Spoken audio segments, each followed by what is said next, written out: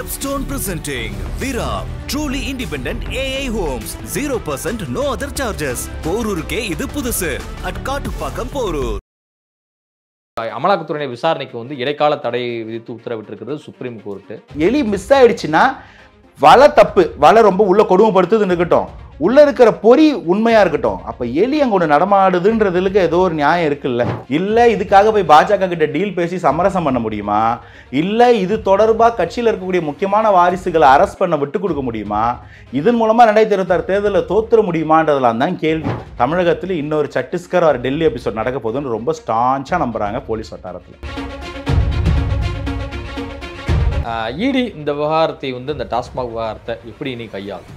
இடி எப்படி கையாளும்னா, இது மேல இருக்கிற பிக் பாஸ் எப்படி சொல்றாங்களோ அப்படி கையாளும்.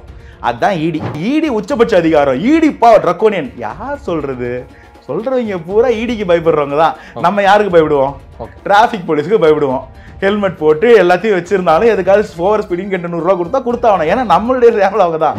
இடி விஷயத்துக்கு அவசர அவசரமா சுப்ரீம் கோர்ட் போறவங்க வக்ஃப் திருத்தத்துக்கு கேரளா கவர்மெண்ட் கேஸ் போட்டுருச்சு, தியாவேகா கேஸ் போட்டுருச்சு, பல கட்சிகள் கேஸ் போட்டுச்சு, இன்னும் தமிழக அரசு கேஸ் போட்டுச்சான்னு ஒரு பெரிய கேள்வி இருக்கு.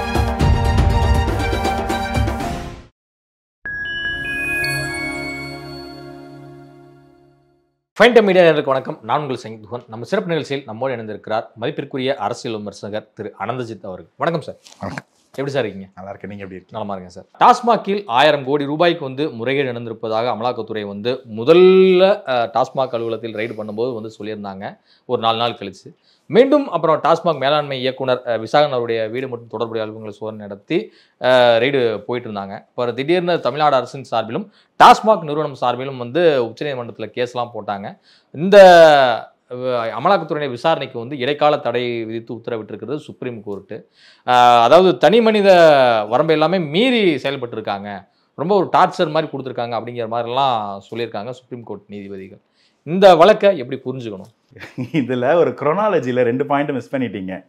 ஒன்று விசாகனுக்கு அடுத்து ஆகாஷ் பாஸ்கரன் வீட்டுக்கு ரைடு போனது, அவர் கிளம்பி போனது. 2வது இன்னைக்கு முதல்வர் டெல்லிக்கு போயிருக்காரு. ஸோ இந்த குரோனாலஜியில் இந்த 2 சீன்ஸ் மிஸ் ஆயிடுச்சு. இதெல்லாத்தையும் சேர்த்தே பாருங்க, உங்களுக்கு இன்னும் கொஞ்சம் பெட்டர் கிளாரிட்டி கிடைக்கும். டாஸ்மார்க்ல ஊழல் நடக்குதுன்றதுக்கு கைப்புண்ணுக்கு ஏதாவது கண்ணாடி வேணுமா? எல்லாருக்கும் தெரியும். அது வெறும் பாட்டிலுக்கு 10 ரூபா 20 ரூபா மட்டுமா? பார் அலோகேஷன்ல இருக்கா? வேலைக்கு ஆள் எடுத்ததில் இருக்கா? பாட்டில் வாங்கினதில் இருக்கா? டிஸ்டிலரிஸில் ஆர்டர் கொடுத்ததில் இருக்கா? எந்தெந்த சரக்கு வாங்கணுன்றதுல இருக்கா? இந்த பாருக்குள்ள விற்கப்பட்ட பொருள்கள் அதிக விலையில் விற்கப்பட்டதா? இது எல்லாமும் சேர்ந்தது தான் இந்த டாஸ்மாக் ஊழல். இது தனித்தனி கம்ப்ளைண்டாக பல இடத்துல இருக்கு. இதில் பல விதங்களுக்கு ப்ரூஃப் இருக்குங்க. அதில் இந்த லம்சம்மா 10 ரூபாயா இருக்கும்போது தெரியாது. அன்னியன் படத்தில் சொல்ற மாதிரி 10 பைசா திருடினா தருப்பா, 10 கோடி பேர் 10 பைசா திருடினா தப்பா, 10 கோடி பேர் 10 கோடி தடவை 10 பைசா திருடினா தருப்பா. அதுதான் டாஸ்மாக். அது 10 பைசா இல்லை, 10 ரூபா. அப்போ யோசிச்சு பாருங்க, 2 0 3 0 ஜாஸ்தி. அப்போ இதுக்கு என்ன இந்த லம்சம் ஒன்று உருண்டுச்சு திரண்டு வந்தது இல்லை. அது 1000 கோடிலாம் நான் நம்ப மாட்டேன். இது அதுக்கும் மேலே 2 3 0 இருக்கணும். அந்த உருண்டு திரண்டு வந்த பெரிய பணம் கருப்பு பணம். இந்த கருப்பு பணம்னா என்ன உங்களுக்கு தெரியும்? ஒரு ப்ராப்பரான இன்கம் சோர்ஸ் இல்லாமல் வரக்கூடிய எந்த பணமும் கருப்பு பணம். அது திருட்டா இருக்கலாம், ஊழலா இருக்கலாம், லஞ்ச லாவணியமா இருக்கலாம், கீழே கிடைச்சதா இருக்கலாம், ஒருத்தங்கிட்ட எடுத்துட்டு ஓடி வந்ததா இருக்கலாம். இந்த பணத்துக்கு சோர்ஸ் கிடையாது. உங்களுக்கு பாக்கெட்டில் 10,000 இருக்கு, எப்படி சார் கேட்டால் நீங்கள் சம்பளம்னுவீங்க, பிஸ்னஸ் பண்ணுறவர் நான் வியாபாரத்தில் லாபம்னு. சம்மந்தமே எல்லாம் 10 கோடி ரூபா எப்படின்னு கேட்டேன்னு சொல்வீங்க. அதுக்கு காரணம் இல்லை, அதுதான் கருப்பு பணம். அது போல ஒரு கருப்பு பணம் இங்கே வந்திருந்தா அந்த கருப்பு பணத்தை அப்படியே பிரயோகப்படுத்த முடியாது. அப்போ அதை ஒயிட்டாக மாற்றுவாங்க. ஒயிட்டாக மாற்றத்துக்கு 2 வழி. ஒன்று, வெளிநாட்டுக்கு அமிச்சு ரீரூட் பண்ணி உள்ளே கொண்டு வருவாங்க, இந்த சிவாஜி படத்தில் வர மாதிரி பல்வேறு கட்ட டிரான்சாக்ஷன்ஸ் மூலமாக. இல்லைன்னா வெளிநாட்டுக்கு கொண்டு வரது கஷ்டமாக இருக்கும் பட்சத்தில் உள்நாட்டுக்குள்ளேயே மல்டிபிள் லேயர் டிரான்சாக்ஷன்ஸ் மூலமாக இதை போட்டு அதில் போட்டு அதை போட்டு இதில் போட்டு அது ஒரு நேரத்தில் ஒயிட்டாக லாபமாக வர மாதிரி காமிச்சிருவாங்க. அந்த ஒயிட் மணியை ஏதோ ஒரு இடத்துல இன்வெஸ்ட் பண்ணி ரைட் ராயலாக லீகலாக லாபம் சம்பாதிக்கிறது தான் மணி லாண்ட்ரிங். இந்த மாதிரியான மணி லாண்ட்ரிங்கை விசாரிக்கிறது தான் prevention of money laundering act, PMLA. அதோட ஏஜென்சி தான் இடி. இடிக்கு 2018க்கு அப்புறமா ஏகப்பட்ட பவர்ஸ், ட்ரக்கோனியன் பவர்ஸ் கொடுத்துட்டாங்க. அதை பாஜக கையாள வச்சு நிறைய கட்சிகளை நிறைய மாநிலங்களில் மிரட்டிட்டு இருக்கிறாங்கன்றதெல்லாம் 2வது. அதுக்கெல்லாம் நான் இல்லைன்னு சொல்ல போகிறது இல்லை. கேள்வி என்னன்னா, இது எலிக்கு பொற வச்ச பிறகு எலி அங்கே வருதுன்னா, எலி மிஸ் ஆயிடுச்சுன்னா வலை தப்பு, வலை ரொம்ப உள்ள கொடுமைப்படுத்துதுன்னு இருக்கட்டும், உள்ள இருக்கிற பொறி உண்மையா இருக்கட்டும், அப்ப எலி அங்க ஒன்று நடமாடுதுன்றதுக்கு ஏதோ ஒரு நியாயம் இருக்குல்ல. ஏதோ ஒரு பணம் இங்க சுத்திட்டு வந்திருக்குன்னு இருக்குல்ல.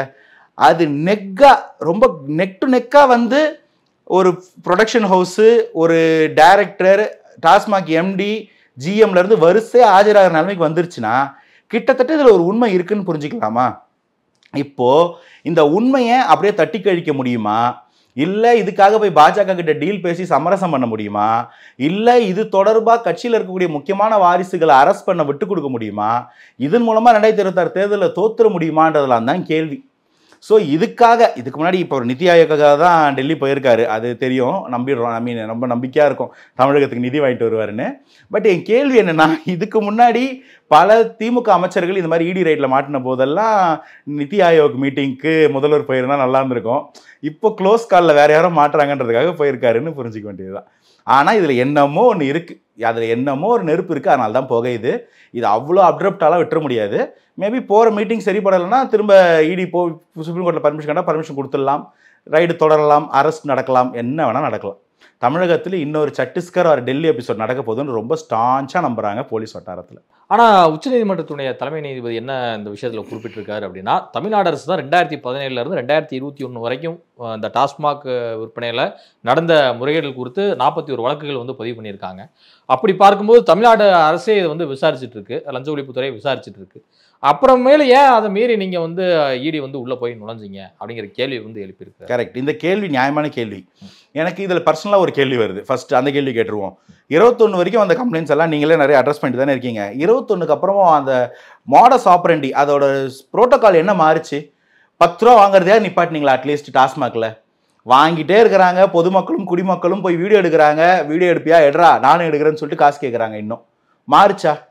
அடிப்படையில் இந்த ஒரு விஷயம் மாறிச்சா? மாறலிங்களே. இன்றளவும் எந்த டாஸ்மாக்ல போனாலும் இது நடந்துக்கிட்டு தான் இருக்கு. அப்போ நீங்கள் என்ன மாற்றத்தை கொண்டு வந்துட்டீங்க? என்னோட பர்சனலாக ஒரு பொதுமக்களாக ஒரு வெகுஜனமாக என்னோட கேள்வி. ரெண்டாவது கேள்வி, ஊழல்களை தாராளமாக ஆன்டி கரப்ஷன் விஜிலன்ஸ் விசாரிக்கட்டும், நோ ப்ராப்ளம். இதுக்கு நடுவில் வந்த அந்த லம்சம் பணத்தை யார் விசாரிப்பா? விஜிலன்ஸா? இல்லையே, இடி தானே விசாரிக்கணும். இங்கே ஒரு லம்சம் வந்துடுச்சின்னு ப்ரூவ் ஆயிட்டாலே இது 10 ரூபாவா இருக்காதுங்க. இந்த 10 ரூபான்னும் போது நான் ஒரு இடத்துல லஞ்சமாக வாங்கினா, இன்னொரு இடத்துல நான் பட்டாணி வேர்கள் வாங்கி சாப்பிட்டா முடிஞ்சு போயிடும். தமிழகத்து அக்ராஸ டெய்லி கோடிக்கணக்கான ரூபாய் டிரான்சாக்ஷன். அந்த பணம் எங்கே போச்சு? எக்கானாமிக்குள்ள சர்க்குலேட் ஆகி வெளியில் வந்துருச்சுங்க. அந்த 10 ரூபா 150 ரூபா குவார்டர் பாட்டிலுக்கு தான் பில்லு. இந்த 10 ரூபா வெளில வந்துருச்சு. டெய்லி நடக்கூடிய கோடிக்கணக்கான டிரான்சாக்ஷன்ல தனியாக ஒரு சர்க்கிள் வந்துச்சுன்னா அது பேர் பிளாக் எக்கானமி.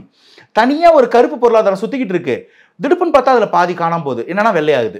அப்போ இது என்னமோ ஒரு டிரான்சாக்ஷன் நடந்துகிட்டு இருக்குன்றதா உண்மை. இதை யார் கேட்பா? நம்ம யாரும் கேட்க முடியாது, போலீஸ் கேட்க முடியாது, விஜிலன்ஸ் கேட்க முடியாது. கேட்க வேண்டியது இடி தான். ஸோ இந்த இடத்துல அந்த அமௌண்ட் வந்துருச்சுன்னு ப்ரூவ் பண்ணாலே இடிக்கு இந்த கேஸ்க்கு நான் விசாரிக்கிறதுக்கு முகாந்திரம் வந்துடும். இந்த கேஸில் முகாந்திரம் இல்லை, இடி விசாரிக்கவே கூடாது அப்படின்லாம் இங்கே நடக்கலை. இடி ரொம்ப ட்ரக்கோனியனாக இருக்குது. எப்படி அரசு அலுவலகங்களுக்குள்ள ஒரு பிரைமரி ப்ரமோஷன் இல்லாமல் அன்பிரசிடென்டாக உள்ளே போவீங்க? இதெல்லாம் தான் கேள்வி. அப்படி கேட்கறது நியாயம்தான். ஒருத்தர் வந்து இன்னொருத்தரோட பவருக்குள்ள ஓவர் ஸ்டெப்பிங் பண்ணும்போது சுப்ரீம் கோர்ட் கேட்க தான் செய்வாங்க. எனக்கு என்ன பர்சனலாக தோணுதுன்னா, அனௌன்ஸ் பண்ணிட்டு போனால் அங்கே ரைடு பண்ணி டாக்குமெண்ட்லாம் கிடைக்கவா செய்யும்? ரைடெல்லாம் சஸ்பென்ஸாக தான் நடத்தணும். தெரியல நியாயம் என்னமோ. இல்லை, கூட்டாட்சி தத்துவத்திற்கு எதிரான ஒரு செயலாக ஈடுபட்டிருக்கு அப்படிங்கிறது இதெல்லாம் ரொம்ப கண்டனங்களை நம்ம எப்படி புரிஞ்சுக்கணும்? அப்போ அமலாக்கத்துறையை வந்து ரொம்ப ஸ்ட்ரிக்டாக வார்ன் பண்ணதா சுப்ரீம் கோர்ட்? அதாவது முதல் விஷயம், சுப்ரீம் கோர்ட்டு இது வரைக்கும் நிறைய பேர் வார்ன் பண்ணிடுச்சிங்க. நிறைய பேர் இந்த மாதிரி பொறுப்பில் இருக்கக்கூடிய கான்ஸ்டியூஷனல் பாடிஸையும் ஸ்டேச்சுட்டரி பாடிஸையும் நிறைய வாட்டி திட்டாங்க. இதனால எதாவது மாற்றம் வந்திருக்கா? ஒரு பேசிக்காக கேட்குறேன். ரீசெண்டாக கவர்னரை போட்டு அதே மாதிரி இதை விட நல்லாவே திட்டினாங்க. ஆமாவா இல்லைங்களா? ஆமாம். உங்கள் கடமை என்ன பண்ணுறீங்கன்னு பர்சனலாக திட்டினாங்க. மக்கள் பிரதிநிதிகளால் நிறைவேற்றப்பட்ட ஒரு மசோதா வந்து உடனடியாக நீங்கள் வந்து கையெழுத்து போகிறதா உங்களுடைய வேலை. கரெக்ட். எல்லாரும் பட்டாசு அடிச்சாங்க, கொண்டாடினாங்க, லட்டு கொடுத்தாங்களா? என்னாச்சு? கவர்னர் மாற்றிட்டாங்களா? இப்போ திரும்ப கவர்னர் கையெழுத்து போடுற என்ன நம்பிக்கை இருக்குது? அதுக்கு ஒரு லாவோடைய எஃபெக்ட் கிடையாது. கவர்னருக்குன்னு கான்ஸ்டியூஷனில் சில டியூட்டிஸ் அண்ட் ரைட்ஸ் இருக்கு. இது சுப்ரீம் கோர்ட் கொடுக்கக்கூடிய ஒரு டைரக்ஷனால பின்னாடி ஏற்கனவே பண்ணதை தான் சரி பண்ண முடியும். ஃபியூச்சரில் திரும்ப அந்த கவர்னர் அப்படியே செயல்பட மாட்டாருலாம் ஊர்ஜிதம் கொடுக்க முடியாது. அதை சட்டம் தான் மாற்றணும், அதை கான்ஸ்டியூஷன் தான் மாற்றணும். அது பார்லிமெண்ட் கையில் இருக்கு, அது பாஜக கையில் இருக்கு இன்னைக்கு தேதிக்கு. ஸோ இப்படி சுப்ரீம் கோர்ட் கொடுக்கக்கூடிய ஒரு கண்டனங்களோ கடிஞ்ச வார்த்தைகளோ மாற்றத்தை நிதர்சனத்தில் பிளாட்ஃபார்மில் ரியாலிட்டியில் கொண்டு வராது. அதுதான் ப்ராப்ளம். இன்னைக்கு இடி மேலேயும் சுப்ரீம் கோர்ட்டுக்கு சொல்றது வந்து ஒரு அப்சர்வேஷன். இப்படி பண்றீங்களே, என்ன நியாயம்? இது நியாயமான கேள்வி, நல்ல கேள்வி. நாளைக்கு திரும்ப இடி இப்படி பண்ண மாட்டாங்கன்னு உங்களுக்கு ப்ரூஃப் தெரியாது. இன்னைக்கு இந்த டாஸ்மாக் விஷயத்துல இடி இந்த மாதிரி பண்ணிட்டாங்க, இடியை சுப்ரீம் கோர்ட் கேட்டுட்டாங்க. திடுப்புன்னு இடி வேற ஒரு ஃபார் எக்ஸாம்பிள் ஒரு லேண்ட் மைனை பிடிக்கலாம், ஒரு மணல் திருட்டு எடுக்கலாம், எடுத்துக்கிட்டு திரும்ப இடி அதுக்குள்ள ஒரு பணப்பரிவர்த்தனை நடந்துட்டு திரும்பி இதே மாதிரி ரைட் பண்ண முடியாதுன்னு உங்களால சொல்ல முடியாது. பொன்முடி வீட்டுக்கோ திரும்ப KN தம்பி வீட்டுக்கோ செந்தில் பாலாஜி வீட்டுக்கோ திரும்ப போனா இதே கேஸ் அங்க நடக்கும். அதுக்கு இது தடை கிடையாது. புரியுதுங்களா உங்களுக்கு? டாஸ்மாக் ஊழல நடந்த இதை ஃபர்தரா விசாரிக்கிறதுக்கு தான் ஒரு தடை வாங்கியிருக்காங்க, இடைக்கால தடை. இது போல இடியோட எல்லா இடத்துலையும் நீங்க தடை பண்ண முடியாது. ஸோ இடி ட்ரெக்கோனியனா சென்ட்ரல் கவர்மெண்ட்டுக்கு ஃபேவர் பண்ணி ஒன்று பண்ணுவாங்கன்னா அதை பண்ணிட்டு தான் இருப்பாங்க. இதை வச்சு அதை தடுக்க முடியாது. இதுக்கு சட்டத்தில் மாற்றம் வரணும், அதை சட்டத்தின் பூர்வமாக அழுத்தம் கொடுக்கணும். அது தனி செட் ஆஃப் அஜெண்டா. இதை பொறுத்த வரைக்கும் இதுக்கு இருக்கக்கூடிய ஒரே வாய்ப்பு, ஒன்று ஊழல் பண்ணாமல் இருக்கணும், வழியில் காணலைன்னா வழியில் பயம் இல்லை. ரெண்டாவது பண்ணிட்டோமா பெரிய முதலாளிகிட்ட போய் சரண்டர் ஆகணும். அது ரெண்டு தான் எனக்கு தெரிஞ்சதில் இருக்கிற ஒரே வழி. எது பண்ணுறாங்கன்னு வெயிட் பண்ணி தான் பார்ப்போம். இதுக்கு முன்னாடி ஏன் நிதி ஆயோக் கூட்டத்துக்கு போகலை அப்படின்னு சொல்லிட்டு திமுகவினர் பல்வேறு விளக்கங்களை வந்து கொடுத்துட்டு வராங்க. மழை வெள்ளத்தில் வந்து கேட்டோம், அவங்க வந்து கொடுக்கவே இல்லை, வெறும் 300 கோடி சம்திங் தான் வந்து கொடுத்துருந்தாங்க. அதுக்கு முன்னாடி ஒரு டைம் கொரோனா ஆட்சி பொறுப்பேற்றிருந்த போது வந்தது, செகண்ட் வேவ் ரொம்ப சிவியராக இருந்த ஒரு டைம், அதனால் போக முடியல. அதுக்கடுத்து தான் வெள்ளங்கள் அதுன்னு சொல்லி போக முடியல அப்படிங்கிறத வந்து குறிப்பிடுறாங்க. இதை நம்ம எப்படி புரிஞ்சுக்கணும்? ஒன்றும் இல்லை, அதான் நான் முதல்ல சொல்லிட்டேன். இப்போ ஏதோ ஒரு முக்கியமான தேவைக்காக அதான் தமிழகத்துக்கு நிதி வாங்குறதுன்னு அவங்க சொல்கிறாங்க. கல்வி நிதியா 2000 கல்வி நிதியோ உதய நிதியோ அதை வெயிட் பண்ணி வந்து மெட்ரோ திட்ட பணிகளுக்கு வந்து மத்திய அரசு ஒதுக்க வேண்டிய நிதியை வந்து ஒதுக்கல, ஃபுல்லா ஸ்டேட் கவர்மெண்ட் தான் வந்து இப்போ இன்வெஸ்ட் பண்ணிட்டு இருக்காங்க. ஸோ இதெல்லாம் காரணம் காட்டி தான் வந்து நிச்சயமா அந்த முறை வாங்க போகணும்னு சொல்லி. அதுதாங்க நானும் ஒத்துக்கிறேன், நிதி வாங்குறதுக்கு நிதியை காப்பாற்றுறதுக்கு தான் போறாங்க. அது எந்த நிதின்றது தான் என் கேள்வி. வளர்ச்சி நிதியா உதய நிதியா அப்படின்றது நமக்கு சொல்ல தெரியல.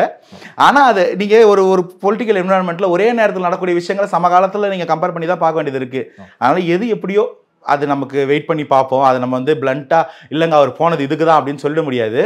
முன்னாடியே போயிருந்தால் அந்த கேள்வியெலாம் வந்திருக்காது. மோரோவர் எலெக்ஷன் வருதுங்க அடுத்த வருஷம். அது இந்த நேரத்தில் ஆக்சுவலி ஒரு எதிர்ப்பு தான், பாஜக எதிரான ஒரு பெரிய ஸ்ட்ராங்கான ஒரு மனநிலையில் தான் இருந்திருக்கணும். கடகடன்னு அங்கே போயிட்டு நிதியாக அட்டன் பண்ணுறது என்ன பெரிய ரிசல்ட் கொடுக்கும் தெரியல. இது அட்டன் பண்ணி பெருசாக நிதி ரிலீஸ் ஆனால் பரவாயில்ல, திரும்ப இவர் போயும் நிதி வரலாம் என்ன பண்ணுவாங்க? அதெல்லாம் பெரிய கேள்வி இருக்குது. எனக்கு வந்து நான் இதை வந்து ஒரு பொலிட்டிக்கலாக தான் என்னால் பார்க்க முடியுது. என்னால் நான் இதை எவ்வளவு தான் வந்து அட்மினிஸ்ட்ரேட்டிவ் ரூட்டில் பார்த்தாலும் எனக்கு திரும்ப எலக்டோரல் ரூட் தான் கண்ணப்படுது. அட்மினிஸ்ட்ரேட்டிவாக எனக்கு இதில் பெரிய எந்த பேக்கிங் இருக்க மாதிரி தெரியல. இருந்தால் ரொம்ப சந்தோஷம். மாநில உரிமைகளும் மாநில நிதிகளும் மீட்கப்பட்டால் மிக மிக சந்தோஷம். இடி இந்த விவகாரத்தை வந்து இந்த டாஸ்மாக் விவகாரத்தை எப்படி நீ கையாளும்? இடி எப்படி கையாளும்னா, இது மேலே இருக்கிற பிக் பாஸ் எப்படி சொல்கிறாங்களோ அப்படி கையாளும். அதுதான் இடி. இடி வந்து ரொம்ப நல்ல அமைப்பு, ரொம்ப சட்டப்பூர்வமாக எல்லாருக்கும் நடக்குதுலாம் நானும் சொல்லலை. மத்திய விசாரணை அமைப்புகளே உச்சபட்ச அதிகாரம் கொண்டது வந்து இடி தானே.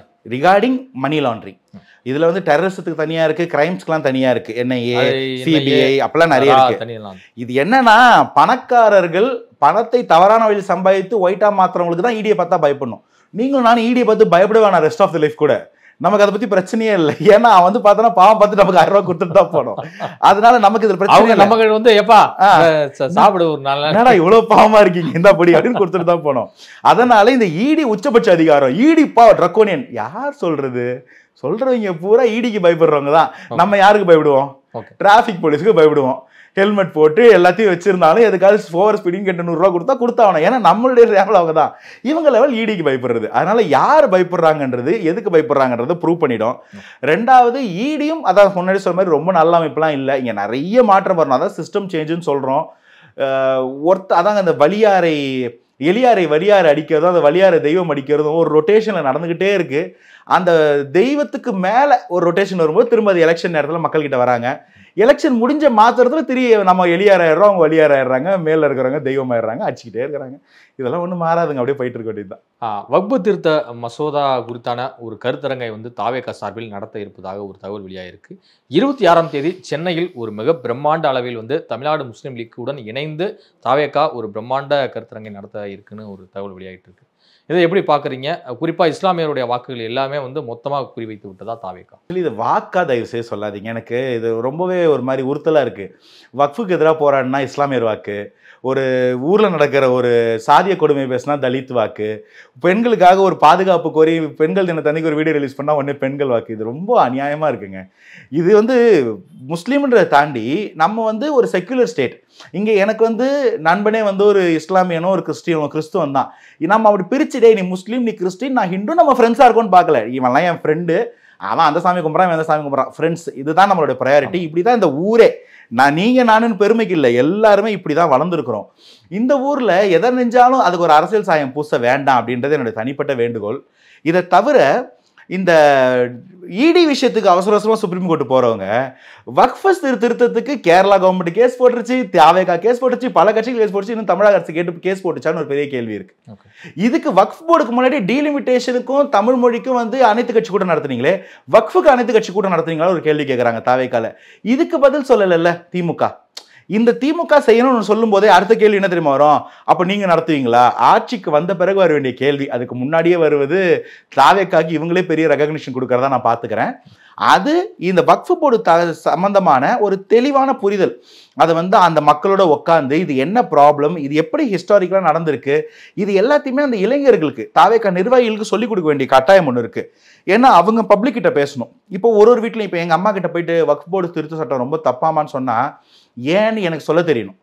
அப்பதான் எங்க அம்மாவுக்கு அதுல இருக்கிற நியாய தர்மம் புரியும். ஓஹோ, அவங்களுடைய ரைட்ஸ் இப்படி பாதிக்கப்படுமான்னு தெரிஞ்சா அதுக்கு எதிராக எலெக்ஷன் வரும்போது ஓட்டு போடுவாங்க. அது தெரியாம வக்ஃப் தப்பா, ஏன் தப்புன்னு கேட்டா எனக்கு தெரியல, நான் போயிட்டேன்னா அது ஒரு பேசு பொருளாவே மாறாது. ஸோ அந்த நிர்வாகிகள் ஒருத்தரும் போய் ஒரு வீட்டில் போய் பேசணும். அந்த பூத் லெவல் வாலண்டியர் சொன்னாங்க இல்லைங்களா, அவங்க எல்லாரும் எல்லா நேரத்திலும் எல்லா விஷயத்துக்கும் எஜுகேட் ஆகிறது ரொம்ப முக்கியம். எப்படி இந்த பூத் லெவல் வாலண்டியர்ஸ் மீட்டிங்க்கு ஓவர்சி பண்ணி சூப்பர்வைஸ் பண்ணி உட்காந்து கிளாஸ் நடக்கிறது பார்த்தாரோ, அதே மாதிரி வக்ஃப் ரிலேட்டடாக பேசணும், டீலிமிட்டட் விஷயமா பேசணும், கான்ஸ்டியூஷனில், எலக்டோரல் பாலிடிக்ஸில், ரெப்ரஸன்டேஷன் ஆஃப் பீப்புள் ஆக்ட்னு இந்த பசங்களுக்கு எல்லாத்தையும் கொஞ்சம் கொஞ்சம் சொல்லிக் கொடுக்கணும். இது எல்லாத்தையும் சேர்த்து பொறுமையாக கற்றுக்கிட்டா அவங்க ஒரு ஹோலிஸ்டிக்காக வெல் இன்ஃபார்ம்டு லேர்னட் பாலிட்டிஷியன்ஸாக வரதுக்கு ஒரு வாய்ப்பு இருக்கும். இதை நான் தாவேக்காவுடைய ஒரு பெஸ்ட் பேஸ்மெண்ட்டாக, நல்ல ஒரு அடித்தளமாக பார்க்குறேன். அந்த ஃபவுண்டேஷன் நல்லா இருக்கும்போது அது கட்சி பெரிய உயரங்களை தொடர்றதுக்கும் வாய்ப்பு இருக்கும். அதுதான் என்னுடைய ஒரு பொலிட்டிக்கல் அனலிஸ்ட்டாக அது ஒரு நான் அகாடமிக்காக பார்க்குறேன். அதை நான் ரொம்ப வரவேற்கிறேன். இதுவரை உங்கள் பல்வேறு உங்களுக்கு நன்றி sir. Thank you for having me.